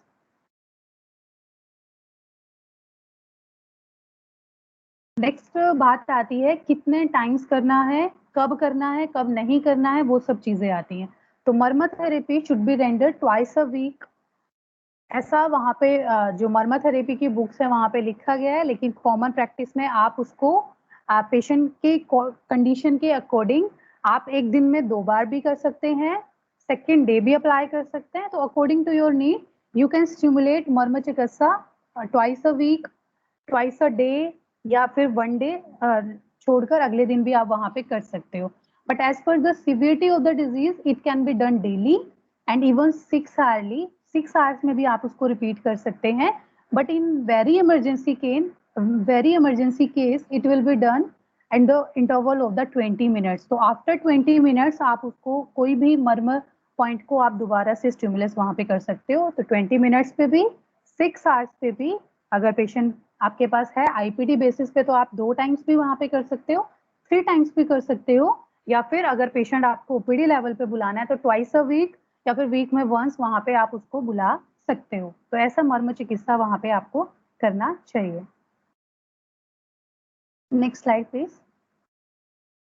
सेम वही चीज है, it is better to look into the eyes of the patient. तो उससे आपको असेस रह जाएगा जो उसको पेन होने वाला है, पेन जो होगा उससे आपको असेसमेंट हो जाएगा, इसलिए आपको हमेशा उसको आईज में लुक करना है क्योंकि वो उसको पेन को रिप्रेजेंट करेगा।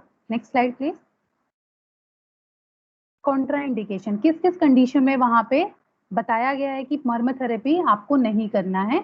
तो स्नेक बाइट में, स्कॉर्पियन बाइट में, पॉइजन कंजप्शन, स्लीपिंग पेशेंट में, immediate after getting up and fever. Snake bite, scorpion bite and poison सब में हमने देखा है कि क्या होता है, पॉइजन है, विष है, एंड विष का बहुत तीव्र रहता है। अगर हमने कहीं ना कहीं उस ब्लॉक को खोल दिया तो विष क्या करेगा, तेजी से आपके पूरे शरीर में वहां पे प्रोपेगेट कर पाएगा। तो उस कंडीशन में प्रोपेगेट कर सकता है, तो उस कंडीशन में आपको मर्म चिकित्सा नहीं करना है। स्लीपिंग पेशेंट, वही सेम चीज कि हम जब पेशेंट स्लीप कर रहा होता है तो पेशेंट रेस्ट की कंडीशन में होता है, तो आप एकदम से मर्म स्टिमुलेशन वहां पे दोगे तो भी बैलेंस नहीं हुआ है तो इम्बैलेंस की फॉर्म में जाके पेशेंट को और एग्रेवेट कर सकता है और मर्म पे क्या हो सकता है, घात हो सकता है, मर्माघात। और वो अगेन क्या करेगा, वात प्रकोप और मर्म घात के जो भी प्रकोपक कारण है उसको कंट्रीब्यूट करेगा और वहां पे मर्मघात आपको रिजल्ट मतलब पेन वहां पे वर्सन हो जाएगा। एंड फीवर में वही है कि फीवर में भी वही पूरी पैथोलॉजी डिस्टर्ब है, तो उस कंडीशन में आपको वहां पे मर्म थेरेपी आपको रेंडर नहीं करना है। तो ये कुछ कॉन्ट्रा इंडिकेशन है, इस कंडीशन में आपको नहीं करना है। नेक्स्ट मेरा थर्ड पॉइंट आता है मर्म थेरेपी कौन कौन से मर्म को हमने जो हमने अभी डिफरेंट मस्कुलोस्केलेटल डिसऑर्डर पढ़े हैं उनमें हमने यूज करना है। तो मर्म फॉर द सर्वाइकल स्टेन, इनमें हमने 5 मर्म बताए गए हैं, अंशफलक, आणी मर्म, खुरपर मर्म, इंद्रवस्ती मर्म and shipra marma. Next slide please. अंशफलक जो मर्म होता है वो आपका बैक का मर्म होता है and it is located just medial to the root of spine of scapula.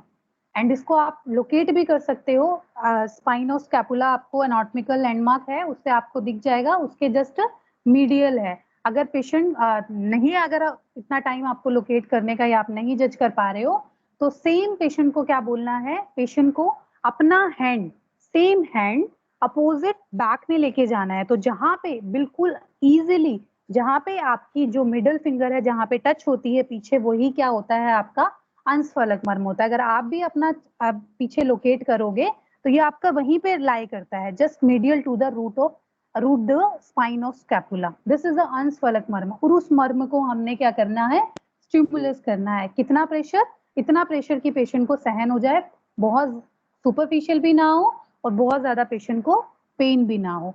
कितने टाइम्स करना है, दिस इज ऑल्सो इम्पोर्टेंट, कितने टाइम्स करना है। तो जो therapeutic point of, treatment point of view से अगर हमने मर्म चिकित्सा करना है तो it is indicated that it will be done 15 times, 15 times. कैसे करना है, just press and release, press and release, press and release. जो आपने एनर्जी ट्रांसफर की है उसको आपने क्या करना है, अंदर ट्रांसफर करना है। पूरा कांटेक्ट वहां पे बनाए रखना है, सिर्फ प्रेस एंड रिलीज। लेकिन जो आपका थंब है उसको वहां से हटाना नहीं है, क्योंकि अगर जैसे ही आपने हटाया तो आपका जो कांटेक्ट है वो खत्म हो जाएगा और जो आपकी एनर्जी है वो इधर उधर एनवायरनमेंट में ट्रांसफर हो जाएगी। तो आपने क्या करना है, just press and release, press and release. And कितना टाइम्स करना है, 15 टाइम्स। जैसा कि आयुर्वेद का प्रयोजन है, स्वस्य श्वास रक्षणम आतुरस्य विकार प्रशमन। तो आतुरस्य विकार प्रशमन इज अ थेरेप्टिक पॉइंट, एंड जो स्वस्य श्वास रक्षण है that is a preventive type. Preventive अगर आपको मर्म स्टिमुलेशन करना है, मतलब आपको हेल्दी रखने की वजह, हेल्दी रखने के लिए अगर मर्म चिकित्सा को यूज करना है, मर्म थेरेपी को यूज करना है, तो वहां पे आप 3 टाइम्स करेंगे, 3 टाइम्स, और वहां पे 15 टाइम्स इन अ सिटिंग, एक सिटिंग में। और जितनी भी सिटिंग्स आपको जैसे पेशेंट की कंडीशन के लिए है, 20 मिनट्स के बाद करनी है, 6 आवर्स के बाद करनी है, या फिर वीक में 2 टाइम्स करनी है, वीक में 3 टाइम्स करनी है, या फिर वीक में 1 टाइम्स करनी है, वो आपकी पेशेंट की कंडीशन के अकॉर्डिंग वहां पे रहेगा। नेक्स्ट, जो अंशफलक मर्म है, it is closely related with the shleshmaka kapha, prana and the व्यान वायु। एंड जो इसके कॉमन यूज है अंशफलक मर्म के सभी के, और जो अंशफलक मर्म है आपको यहाँ पे जो हमारी मेन थी सर्वाइकल स्ट्रेन, तो सर्वाइकल जो होती है वो मेनली यहाँ पे इस एरिया से एसोसिएटेड होती है। तो by balancing the amshaphalaka marma we can correct the cervical strain. तो pain in the back and the arm, उसको भी करेक्ट करता है आपका अंशफलक मर्म। improve the shoulder movement, reduce the stiffness and the pain in the shoulder, and muscular atrophy and the frozen shoulder में भी अंशफलक मर्म की इंडिकेशन होती है। एंड सर्वाइकल स्ट्रेन में भी आप अंशफलक मर्म को क्या कर सकते हो, स्टिमुलेट कर सकते हो। लोकेट करने का बहुत इजी तरीका है, पेशेंट की जो आर्म है उसको one hand on the same shoulder में पीछे वहां पे करना है, और जहां पे आपकी मिडल फिंगर टच होती है पीछे, वहीं पे जो root of the spine of the scapula है, स्पाइन जहां पे जाता है उसके जस्ट मीडियल साइड पे ही वो क्या होता है, मर्म होता है। तो उस मर्म को आप 15 टाइम्स स्टिमुलेट कर सकते हो और आप सर्वाइकल स्ट्रेन को काफी हद तक उसको करेक्ट कर सकते हो। नेक्स्ट मर्म इज आणी मर्म। आणी मर्म के लिए हमने यहाँ पे अभी कोटेशन देखा था, क्या कोटेशन दिया गया है, त्रयंगुल माणो जानून। ये जानू मतलब अधोशाखागत के लिए है। तो जानू का कोरस्पॉन्ड जो उधर्व शाखा में है वो क्या करता है, हमारा कुरपर मर्म करता है। तो कुरपर मर्म से 3 अंगुल ऊपर, 3 अंगुल का मतलब वही 3 finger, index, middle and ring finger. तो आपकी जो एल्बो लाइन है, जो एल्बो लाइन आती है उससे 3 अंगुल ऊपर बिल्कुल मिड लाइन में क्या होता है आपका आणी मर्म होता है। तो 3 fingers above the distal elbow crease. Next, in this picture, this is the आणी मर्म। जो येलो डॉट से जो दिख रहा है, ये जो एल्बो क्रीज की लाइन है उससे 3 fingers ऊपर है। Next, this is the anatomical properties of the आणी मर्म, 2 in number, हाफ अंगुल प्रमाण स्नायु मर्म होता है, एंड वैकल्यकर मर्म ये यहाँ पे होता है। तो जो आणी मर्म होता है it is mainly, next, circulatory system और रेस्पिरेटरी सिस्टम के साथ इसका कोरिलेशन होता है। उदक व स्रोतस को ये कंट्रोल करता है, ब्लैडर टोन को। इसके साथ साथ आणी मर्म यहाँ पे सर्वाइकल स्ट्रेन को तो कर रहा है करेक्ट, इसके साथ और भी इस चीजों को ये क्या करता है, बैलेंस करता है। Treat the urinary dysfunction, neuropathy of the upper limb को ये करेक्ट वहां पे करता है। नेक्स्ट इज कुरपर मर्म। कुरपर मर्म कुरपर संधि से लिया गया है, तो एल्बो पे जो मर्म होता है वो क्या होता है, कुरपर मर्म होता है। नेक्स्ट,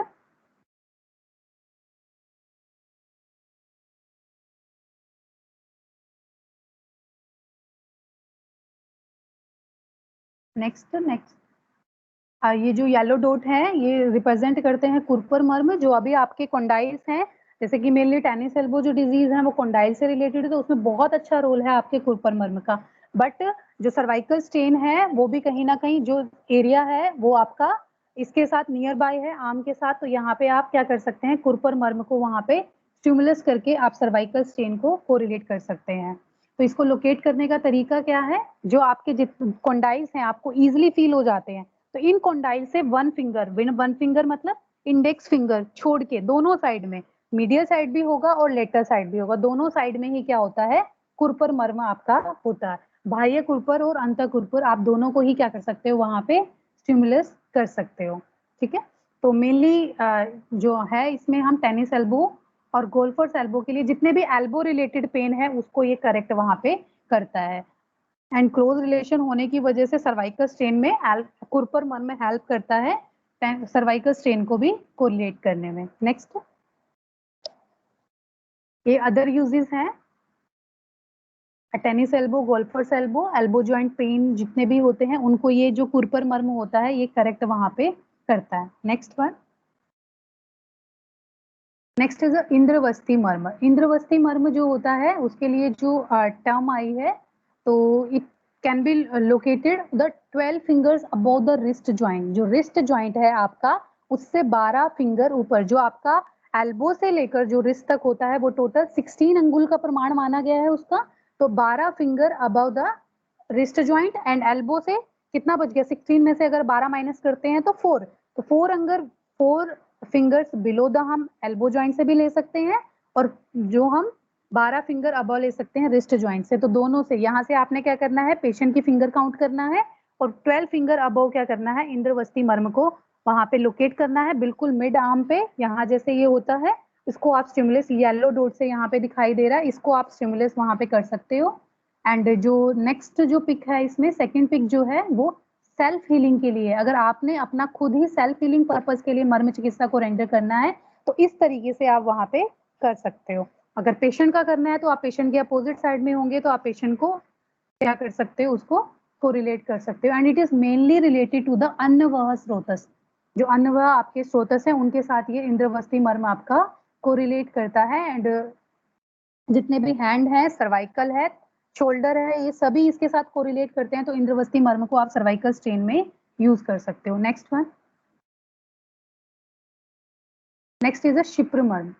नेक्स्ट, शिप्र मर्म इट कैन बी, जो इसके लिए टर्म आई है, अंगुष्ठ अंगुलियों मध्य, जो अंगुष्ठ है आपका और जो उंगली है फर्स्ट जो फिंगर है उसके बीच में, अंगुष्ठ अंगुलियों मध्य, जो फर्स्ट वेब स्पेस आता है उसका जो मिड पार्ट है उसको हमने लोकेट किया शिप्र मर्म। तो इजी है ये, अंगुष्ठ और अंगुली के मध्य में बिल्कुल जो सेंटर पॉइंट है वो क्या होता है आपका, शिप्र मर्म होता है, और उसको हम कोरिलेट स्टिमुलेट करते हैं किसके लिए, सर्वाइकल स्ट्रेन के लिए यूज कर सकते हैं शिप्र मर्म। तो ये 5 मर्म यहाँ पे बताए गए हैं सर्वाइकल स्ट्रेन को करेक्ट करने के लिए। तो 5 मर्म को हम क्या कर सकते हैं, स्टिमुलेट कर सकते हैं भाई, 15 टाइम्स करना है आपने, sitting as per the condition of the body, disease जो भी उसको है उसके अकॉर्डिंग हम उसको वहां पे कर सकते हैं।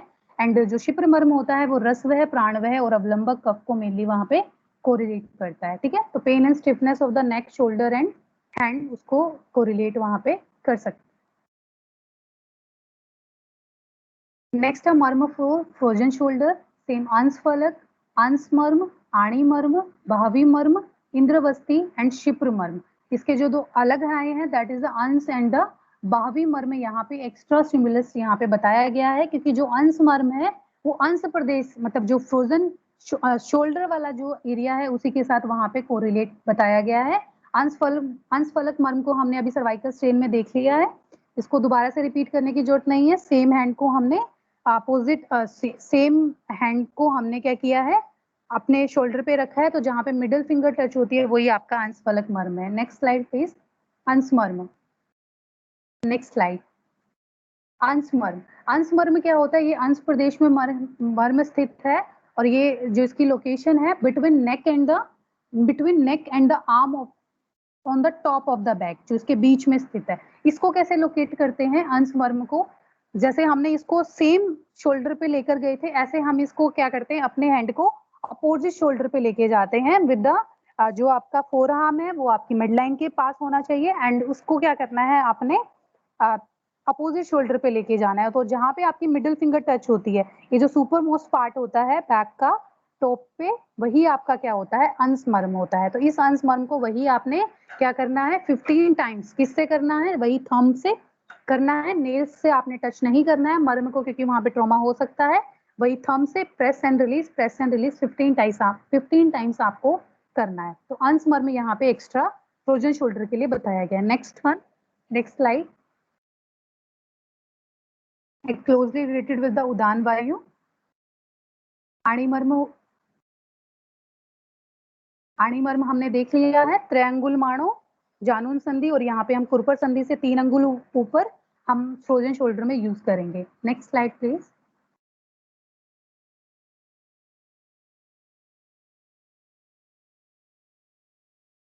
बाहवी मर्म, दिस इज इंपॉर्टेंट। बाहवी मर्म तो बाहु से रिलेटेड है ये। बाहवी मर्म ऐसे आचार्य शिशुत ने कहीं टेक्स्ट में नहीं बताया है कि जो बाहवी मर्म है, ठीक है, लेकिन हम बाहु में स्थित है इसलिए इसको यहाँ पे बाहु मर्म यहाँ पे बताया गया है। एंड इसको हम कहाँ बोलते हैं? 4 फिंगर अबव द आणी मर्म। आणी मर्म कहाँ था? एल्बो ज्वाइंट के 3 फिंगर, एल्बो ज्वाइंट के 3 फिंगर अबव था, और इससे भी ऊपर क्या होता है आपका, जैसे जो पैर में बताया गया उर्वी मर्म बताया गया, तो उसी के साथ आपको रिलेट करते हो। उर्वी मर्म इज अ बाहवी मर्म, बाहु में होने की वजह से इसको बाहवी मर्म टाइम नाम दिया गया है। तो ये कहाँ हुआ? एल्बो ज्वाइंट से 7 अंगुल ऊपर, 3 फिंगर्स अंगुल आणी मर्म हो गया। आणी मर्म से भी 4 अंगुल ऊपर है, तो 4 अंगुल, 4 और प्लस 3 जो आणी मर्म है, तो 7 fingers above the elbow joint, वहां पे आपका क्या स्थित होता है? बाहवी मर्म। And it is use to stimulate in the frozen shoulder. वो भी क्लोज रिलेशन होने की वजह से क्या करेगा, उसको बैलेंस करेगा बात को, और जो भी आपको फ्रोजन शोल्डर में चीजें हो रही हैं, पेन, स्टिफनेस, उसको क्या करेगा, करेक्ट करेगा। बाहवी मर्म। Next slide please. इंद्रवस्ती मर्म, सेम हम पढ़ चुके हैं इसको पीछे। रिस्ट ज्वाइंट से 12 फिंगर्स उबो, वही same press and release 15 times आपको वहां पे प्रेस करना है। Next slide please.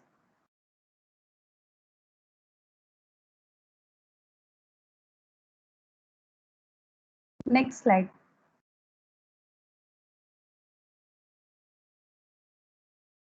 शिप्रमर्म भी हमने अभी सर्वाइकल स्ट्रेन में देख चुके हैं, वही सेम है, फ्रोजन शोल्डर को वो करेक्ट करेगा। Next slide please.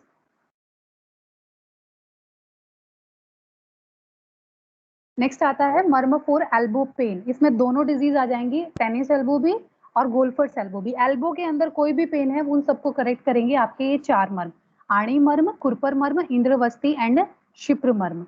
आणी मर्म वही 3 अंगुल ऊपर। Sorry to interrupt, doctor Vikas, can I continue? Yes, ma'am. You can continue, ma'am. Okay, ठीक है। मर्म फॉर एल्बो पेन, आणी मर्म, खुरपर मर्म, इंद्रवस्ती और शिप्र मर्म। आणी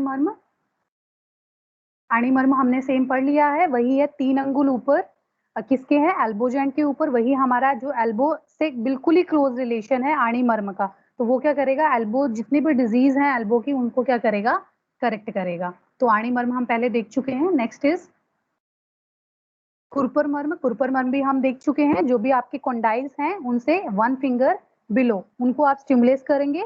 अब जैसे 2 डिजीजेस पढ़ी हमने, tennis elbow and golfer's elbow. Tennis elbow हमें पता है कहाँ पे है, लेटरल एपिकोंडाइल पे, तो वहां पे हम क्या करेंगे, जो लेटरल साइड वाला जो खुरपर मर्म है उसको स्टिमुलेट करेंगे।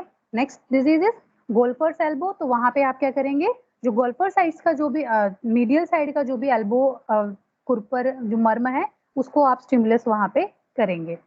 Next is indravasti marma. Indravasti same 12 fingers above the wrist joint. Next is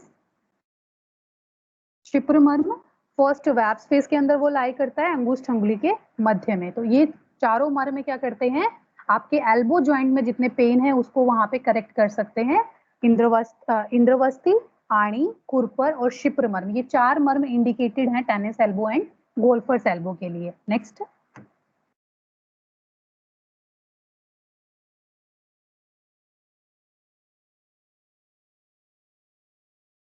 next आता है मर्म फॉर रिस्ट पेन। अब रिस्ट पेन का मतलब है रिस्ट के अंदर कोई भी डिजीज है, चाहे वो कार्पल टनल सिंड्रोम की फॉर्म में है, चाहे वो डी कर्वेन की सिंड्रोम की फॉर्म में है, कोई भी पेन जो रिस्ट में है, तो दोनों डिजीज इसके अंदर लाई करते हैं। तो इसके अंदर यहाँ पे 5 मर्म यहाँ पे बताए गए हैं, कुरपर मर्म, इंद्रवस्ती मर्म, मणिबंध मर्म, तल हृदय मर्म एंड शिप्र मर्म। यहाँ पे जो 2 एक्स्ट्रा मर्म आए हैं, this are the manibandh and the तल हृदय। तो इनको हम यहाँ पे डिटेल में देखेंगे। फर्स्ट इज द कुरपर मर्म। कुरपर मर्म के बारे में पता चल गया है, जो एपिकोंडाइल है उनसे 1 फिंगर बिलो क्या होता है, आपका कुरपर मर्म होता है। Next is indravasti marma, 12 fingers above the wrist joint, indravasti marma. Next is मणिबंध मर्म, दिस इज इंपॉर्टेंट। मणिबंध मर्म एक जो होता है आपका संधि के साथ रिलेटेड है, तो संधि मर्म में आता है। मणिबंध संधि जो आपका रिस्ट ज्वाइंट है उसके साथ कोरिलेट करता है। तो इसको कैसे लोकेट करना है, it is located on the both side of the wrist joint. जो रिस्ट ज्वाइंट होता है उसके दोनों साइड में आपका मणिबंध मर्म वहां पे सिचुएटेड होता है। एंड कुछ लोग बोलते हैं जो एंटीरियर एंड पोस्टीरियर एस्पेक्ट है, दोनों एस्पेक्ट पे, anterior and posterior aspect of the wrist joint, ठीक है, in the line of mid line, जो उसका बिल्कुल मिड लाइन है, जो आपका इंडेक्स ये मिडिल फिंगर है उसकी लाइन में एंटीरियर भी और पोस्टीरियर भी, या फिर both side of the wrist joint, किसी भी फॉर्म में आप इसको क्या कर सकते हो, स्टिमुलेट वहां पे कर सकते हो। तो ये कहाँ से रिलेटेड है, रिस्ट पेन कहाँ से रिलेटेड है, मेनली रिस्ट ज्वाइंट से है। तो बाय स्टिमुलेटिंग द रिस्ट मर्म we can correct the wrist pain, जो रिस्ट पेन है उसको हम वहां पे करेक्ट कर सकते हैं। इसका स्टिमुलेशन का तरीका है, जब आपने पेशेंट को करना है, सामने पेशेंट बैठा होगा, तो आप क्या करेंगे, ऑलवेज सपोर्ट क्या करना है, उसके जहाँ पे आपने मर्म को, जहाँ पे आप स्टिमुलस कर रहे हो उसको ऑलवेज बैक साइड से आपको सपोर्ट करना है। तो इस तरीके से आप प्रेस एंड रिलीज उस तरीके से आप करेंगे। एंड जब सेल्फ हीलिंग के लिए करना है तो आपने क्या करना है, अपने इस हैंड से बिल्कुल सर्कल करना है रिस्ट को, और प्रेस एंड रिलीज 3 टाइम्स ये करना है। थेरेप्टिक पर्पज से आपको 15 टाइम्स वहां पे आपको यूज करना है, ठीक है। तो मणिबंध मर्म को इस तरह से आप वहां पे स्टिमुलस कर सकते हैं। नेक्स्ट इज तल हृदय मर्म। तल हृदय, तल मतलब जो पानी तल, पाद तल है, उसका जो हृदय जैसे हमारा मेन सेंट्रल पॉइंट माना गया है, ऐसे ही जो तल है आपका, उसका जो सेंटर पॉइंट होता है उसको नाम दिया गया तल हृदय मर्म। तल हृदय मर्म को कैसे लोकेट कर सकते हो आप, जो आपकी मिडिल फिंगर है, मिडिल फिंगर की बिल्कुल मिड लाइन पे चलना है, और जो आपका ये है तल, इस तल को अगर हम एक वर्टिकल लाइन लेंगे, अगर ड्रॉ करेंगे, और इधर से अगर ट्रांसवर्स लाइन लेंगे, तो जहां पे मीट करेगा वो पॉइंट क्या होता है, आपका तल हृदय मर्म होता है। और दूसरा तरीका क्या होता है, ये जो आपकी मिडिल फिंगर है, इसका अगर इसको हम अगर रेफरेंस लेते हैं, और अगर हम अपने फिस्ट को क्लोज करते हैं, तो जहां पे आपकी मिडिल फिंगर टच होती है वो मर्म कौन सा होता है, तल हृदय मर्म। तो तल हृदय मर्म को लोकेट करने के 2 तरीके हैं, या तो आप एक वर्टिकल, इसका जो तल है उसका बिल्कुल सेंटर पॉइंट निकाल लीजिए, वो भी आपका तल हृदय मर्म होगा। दूसरी चीज, अगर हम लूज बिल्कुल भी अपनी फिस्ट क्लोज करते हैं, तो जहां पे आपकी मिडिल फिंगर टच होती है वही आपका क्या होता है, तल हृदय मर्म होता है। तो इसी मर्म को आपने वही सेम पीछे से बैक से सपोर्ट करेंगे, और इससे प्रेस एंड रिलीज ऐसे 15 टाइम्स अगर उसको प्रेस करेंगे तो आपको बहुत फायदा होगा रिस्ट पेन में, ठीक है। तो तल हृदय मर्म को इस तरह से आप स्टिमुलस वहां पे कर सकते हो। नेक्स्ट वन,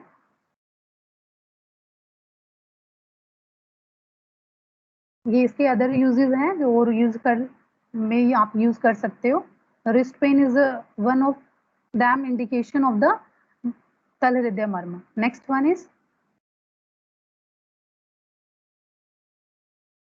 शिप्र मर्म, ये हम पहले देख चुके हैं, फर्स्ट वेब स्पेस का मिडिल पॉइंट। तो ये भी रिस्ट के साथ क्लोजली एसोसिएशन में है, तो आपको ये करेक्ट करने में बहुत हेल्प करेगा शिप्र मर्म। नेक्स्ट वन, मर्म फॉर लो बैक एक। लो बैक एक मतलब लंबर स्ट्रेन, किसी वजह से लो बैक एक हुआ है पेशेंट को, तो उसमें कौन कौन से मर्म वहां पे इंडिकेटेड है। तो these are the kukundar, nitam, katik tarun, indravasti, gulph and shipra marma. तो जो यहाँ पे इंद्रवस्ती एंड शिप्र मर्म है, यहाँ पे जो हमने जितने भी अभी पढ़े हैं पहले, वो हमारे उधर्व शाखागत से रिलेटेड थे, तो वो उधर्व शाखागत के मर्म थे। अब जो इंद्रवस्ती और शिप्र मर्म पढ़ेंगे वो हम पढ़ेंगे अधो शाखागत। तो फर्स्ट आता है कुकुंदर मर्म। कुकुंदर मर्म is located over the ischial tuberosity and इसको आप कैसे लोकेट करते हैं? अपनी नी पेशेंट को बोलेंगे लाई डाउन पोजीशन में लेटने के लिए एंड पेशेंट को बोलेंगे नी को फ्लेक्स करने के लिए। Flex the knee and touch him heel to the buttock. Buttock region पे जहां पेशेंट जैसे नी फ्लेक्स करेगा अपनी और जहां पे उसकी हील टच करती है बटक रीजन में, वही मर्म क्या होता है? कटिक तौर मर्म होता है। और सेम उसको उसी तरह से स्टिमुलस करना है, पकड़ना है, पीछे से सपोर्ट करना है एंड मर्म को press and release, press and release. बस इतना ध्यान रखना है कि पूरा आपने कॉन्टेक्ट नहीं हटाना है, ओनली प्रेशर को रिलीव करना है। कॉन्टेक्ट हटाया तो आपकी जो एनर्जी है वो एनवायरमेंट में ट्रांसफर हो जाएगी और पेशेंट वहां पे करेक्ट नहीं हो पाएगा। ठीक है, तो आपने ध्यान रखना है press and release, press and release only, contact को वहां पे खत्म नहीं करना है। तो कटिक तर्ण मर्म की इंडिकेशन है वातक डिसऑर्डर। वात वह और अस्थि व स्रोतस जो भी है आपका, जो अस्थि व स्रोतस है, वात व स्रोतस है, उनको ये कोरिलेट करेक्ट करता है, सॉरी। तो उसमें वहां पे आप क्या कर सकते हो, इसको करेक्ट यूज कर सकते हो स्टिमुलेशन, ताकि वो करेक्ट हो सके। Next one is kukundar marma. Next slide please. Next is the kukundar marma. Kukundar मर्म जो होता है वो कोरिलेट करता है पोस्टीरियर सुपीरियर इलियक स्पाइन को। जो आपका पोस्टीरियर सुपीरियर इलियक स्पाइन है, वहां पे आपके टू डिम्पल ऑफ नेवियस बनते हैं, वहीं पे आपका क्या होता है? कुकुंदर मर्म लोकेट होता है। तो वहां पे आप क्या कर सकते हो? वही सेम सपोर्ट करना है एंड कुकुंदर मर्म, जो डिम्पल ऑफ नेवियस, जो दो डिम्पल आपको दिखाई देते हैं, वही आपका कुकुंदर मर्म है। तो लो बैक एक के पेशेंट में आप उसको स्टिमुलस दे सकते हो, ताकि आप उसको, जो उसका वात वहां पे डिस्टर्ब हो चुका है, उसको आप बैलेंस कर सको। और वात के साथ साथ जो पित्त और कफ है वो भी जो इम्बैलेंस फॉर्म में है वो भी वहां पे बैलेंस हो जाए, तो आप कुकुंदर मर्म को वहां पे स्टिमुलस दे सकते हैं। ठीक है, तो वातस डिसऑर्डर, वात वह एंड रक्त वह स्रोतस को ये मेनली करता है। एंड जितने भी न्यूरोवेस्कुलर डिजीजेज हैं बैक की, उन सबको यहाँ पे ये कोरिलेट करता है कुकुंदर मर्म। तो ये कुकुंदर मर्म और कुकुंद मर्म को स्टिमुलस करके आप बैक एक को करेक्ट कर सकते हो। नेक्स्ट इज नितंब मर्म।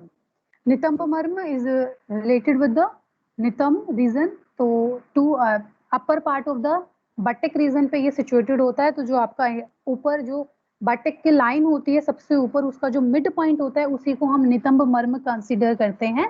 तो it is closely related with the kaphas diseases, regulate the vatas, regulate the vata, asthi वह, मेदो वह, रस वह और मूत्र वह स्रोतस को ये कोरिलेट करता है। तो इन क्लोज रिलेशन होने की वजह से लंबर रीजन के नितंब मर्म भी क्या करता है? आपका लो बैक एक को करेक्ट वहां पे करता है। Next slide please. इंद्रवस्ती मर्म। जैसे इंद्रवस्ती मर्म हमने अभी बोला, अभी देखा था हमने अब उधर्व शाखागत का, अभी हम देखेंगे अधो शाखागत का, क्योंकि जो लंबर रीजन है उसके साथ जो इंद्रवस्ती मर्म है एसोसिएटेड, वो है अधो शाखागत का। तो it is situated in the mid line between the two Bally's of the gastrocnemius muscle. जो गैस्ट्रोनीमियस मसल्स की बैली होती हैं, उनके मिड लाइन के बीच में ये सिचुएटेड होता है। एंड आप कैसे लोकेट करेंगे इसको? 10 fingers above the posterior aspect of the calcaneum. Posterior aspect of calcaneum है आपका, जो हील बोन दिख रहा है नीचे वहां पे, और जो यहाँ पे टू बैलीज वहां पे एंड होती हैं, तो लगभग 10 फिंगर्स, 4, 4, 8 और 2 फिंगर और 10 fingers above the posterior aspect of the calcaneum पे वहां पे आपका जो होता है इंद्रवस्ती मर्म स्टिमुलस आप कर सकते हैं। वही प्रेस एंड रिलीज 15 टाइम्स आपको वहां पे करेक्ट करना है इन द लो बैक एक patient. It will improve the digestion. Low back एक में बहुत यूजफुल है। लेग पेन में, कोई भी वेस्कुलर एंड लिम्फेटिक डिजीज है उसको भी करेक्ट करता है। एंड जितनी भी यूरिनरी कंप्लेंट्स है उनको भी इंद्रवस्ती मर्म करेक्ट करता है। Sorry, next slide please. Gulf मर्म। गुल्फ मर्म इट इज अ संधि मर्म। तो गुल्फ ज्वाइंट जो है आपका एंकल ज्वाइंट है, उसके साथ कोरिलेट करता है। तो आपका जो गुल्फ है एरिया, ये दिखाया गया है, जो ब्लू लाइन से जो दिखाया गया है, that is a Gulf area. And इसको आप कैसे आप स्टिमुलेट करते हैं? आपको अपनी इंडेक्स फिंगर से एक नकल बनाना है, इस वी शेप का नकल। एंड जो आपका जो ये होलो पार्ट है, इसके अंदर इस नकल को फिक्स करना है। एंड अपोजिट जो उसका दूसरा एरिया है, जैसे आपका मीडियल है, मीडियल साइड का जो भी है, उसको अगर आपने करना है, स्टिमुलस करना है, तो आप क्या करेंगे, अपोजिट साइड में आपके थंब को प्रेस, जो मैल्यूलस हो, ये मैल्यूलस को रिप्रेजेंट करते हैं आपका, जो मीडियल मैल्यूलस को अगर आपने करना है तो लेटरल साइड पे आपने आपको थंब प्लेस करना है, एंड मीडियल साइड में आपका जो आपने वी शेप का नक्कल बनाया है उसको प्लेस करना है, एंड सेम यहाँ से प्रेशर एक्सर्ट करना है, प्रेस एंड रिलीज, इस तरीके से press and release, press and release, वही 15 टाइम्स आपको वहां पे करना है। अब वही आपने अगर लेटरल साइड में करना है तो मीडियल साइड पे आपने अपना थंब प्लेस करना है, एंड लेटरल साइड में जो आपने नक्कल बनाया है उसको आपने रखना है, प्रेस एंड रिलीज, इस तरीके से आप गुल्फ मर्म को वहां पे स्टिमुलस करेंगे। नेक्स्ट वन इस शिप्र मर्म, जैसे कि उधर्व शाखागत में शिप्र मर्म था, अंगुष्ठ उंगली के मध्य में, ऐसे ही आपका जो फर्स्ट जो वेब स्पेस होता है नीचे आपके फर्स्ट ग्रेट टो और सेकंड टो के बीच में जो स्पेस होता है वहां पे जो सिचुएटेड होता है that is a shipra marma.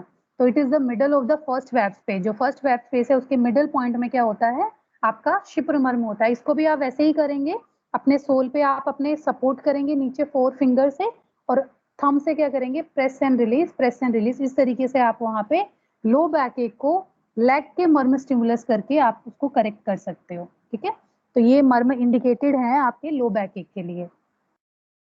Next one is the heal pen, चाहे वो प्लांटर फेशिया की वजह से है या कोई अदर रीजन से है, हील में अगर पेन हो रहा है तो उसके लिए मर्म यहाँ पे बताए गए हैं 4 मर्म, कुर्च शिर, गुल्फ मर्म, इंद्रवस्ती मर्म एंड शिप्र मर्म। ये गुल्फ मर्म, इंद्रवस्ती मर्म एंड शिप्र मर्म सेम रहेंगे जो हमने लो बैक एक के लिए स्टिमुलस किया है। इंद्रवस्ती मर्म सेम रहेगा, गुल्फ मर्म सेम रहेगा। अलग जो आया है दैट इज अ कुर्च शिर मर्म, this is important for the specially heal pen, it is situated below the ankle joint, जो इसके लिए टर्म आई है इट इज अ गुल्फ संधि अध, सिंपल इतना लिखा गया है कि गुल्फ संधि के नीचे है। तो इसको हमारे जो आज के टाइम में जो मर्म स्टिमुलेशन कर रहे हैं लोग, उन्होंने कहाँ पे इसको इंडिकेट किया है, it is situated over the medial and the lateral side of the over the heel, जहाँ पे आपका हील का जो पार्ट खत्म होता है वहां पे जो ये रेड डॉट से आप देख पा रहे हैं वहां पे आपका क्या होता है, कुर्च शिर मर्म होता है। तो विद और हमने देखा था प्लांटर फेशिया जो स्ट्रेन था वो कहाँ पे हुआ था, जो आपका कैल्केनियम था वहां पे ही ट्यूबरोसिटी थी, वहां पे ही क्या हो रहा था, प्लांटर फेशिया अटैच हो रहा था। तो वहीं पे क्लोजली जो कुर्च शिर मर्म है उसी के साथ क्लोज रिलेशन में प्रेजेंट है। तो कुर्च शिर मर्म को स्टिमुलस करके आप क्या कर सकते हो, इसको करेक्ट कर सकते हो, प्लांट जितने भी हील पेन है उसको। तो इसके लिए 4 मर्म यहाँ पे इंडिकेटेड है, गुल्फ मर्म, इंद्रवस्ती मर्म, कुर्शिर मर्म और शिप्र मर्म। तो कुर्शिर मर्म को आप लोकेट कर सकते हो जहाँ पे आपका हील का पैड खत्म होता है, बिल्कुल जो बाउंड्री है अलग से डिमार्केट होती है, उसके दोनों साइड में, मीडियल साइड में भी होता है और लेटरल साइड में भी होता है। तो दोनों को आप स्टिमुलस वहां पे आप कर सकते हो 15 टाइम्स। ओके, तो दिस इज अ कुर्शिर मर्म। नेक्स्ट इज अ शिप्र मर्म। शिप्र मर्म हम देख चुके हैं, वही फर्स्ट वेब स्पेस के मिड पे पॉइंट पे वो रहता है।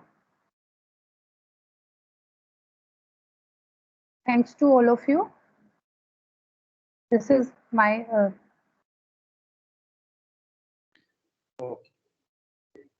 Thanks a lot, Dr. Sorry Pooja. Doctor for late, क्या No. बहुत लंबा हो गया। अरे नहीं कोई बात नहीं। ठीक है, thanks a lot, Dr. Pooja.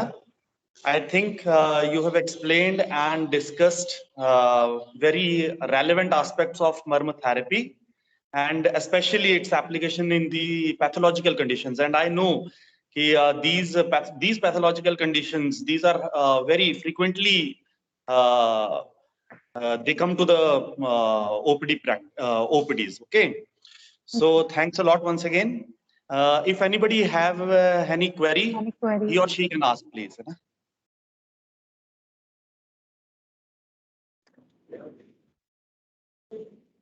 Good afternoon ma'am, मुझे एक क्वेश्चन, जैसे कई बार मर्म थेरेपी कर रहे हो तो पेशेंट सो जाए तो क्या हमें उसको दोबारा मतलब जगाना चाहिए या हमें अपनी प्रोसेस को कंटिन्यू रखना चाहिए?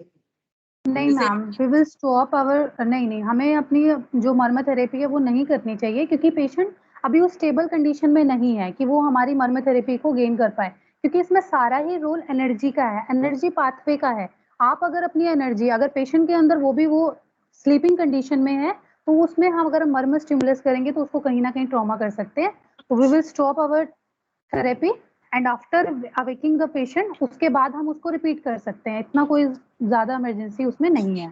ठीक है, थैंक यू सो मच, बहुत अच्छा था मैम, बहुत thank you ma'am, thank you so much. Anybody else?